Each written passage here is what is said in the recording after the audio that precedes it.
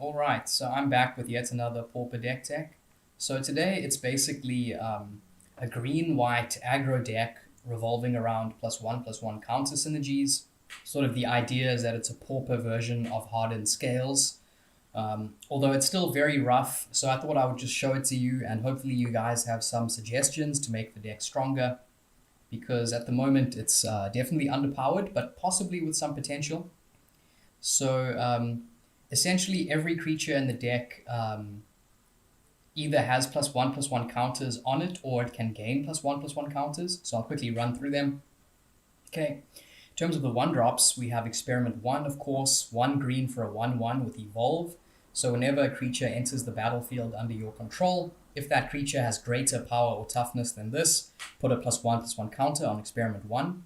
It also has remove 2 +1/+1 counters from Experiment 1, regenerate it. Okay, then we have Servant of the Scale, 1 green. It says it enters the battlefield with a +1/+1 counter on it.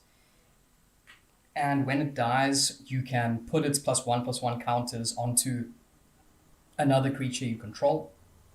Okay, Skagen Pitskulk, a staple of mono green aggro. It's 1 green for a 1/1 with Bloodthirst 1. So if an opponent was dealt damage this turn, it enters the battlefield with a +1/+1 counter on it, and creatures with power less than Skagen Pitskulk's power can't block it. Okay, then we have Star Pupil. It's the white version of Servant of the Scale, exactly the same. Okay, then one of our pseudo lords, it's Einok Bondkin, 2 for a 2/1 with Outlast for a cost of 2. So you can pay 2 mana, tap this, put a +1/+1 counter on the Bondkin. And it also says each creature you control with a +1/+1 counter on it has first strike.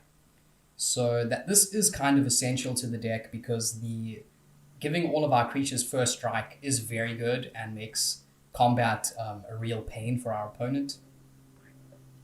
Okay, next up we have Topan Freeblade, 2 for a 2/2 with Vigilance, and it says whenever it deals combat damage to a player, if it isn't renowned, put a +1/+1 counter on it and it becomes renowned. Okay, then we have 2 copies of Scrounging Bandar, not the best, but I'm not sure what else to put in the 2 mana slot.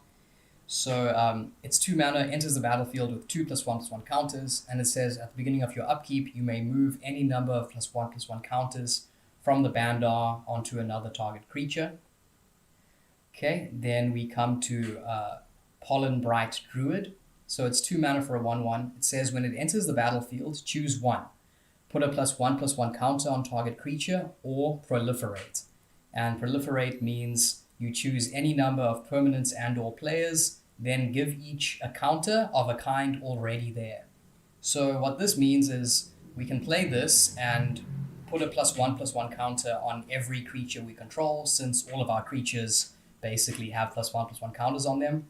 So once you start proliferating, things can get out of hand very quickly.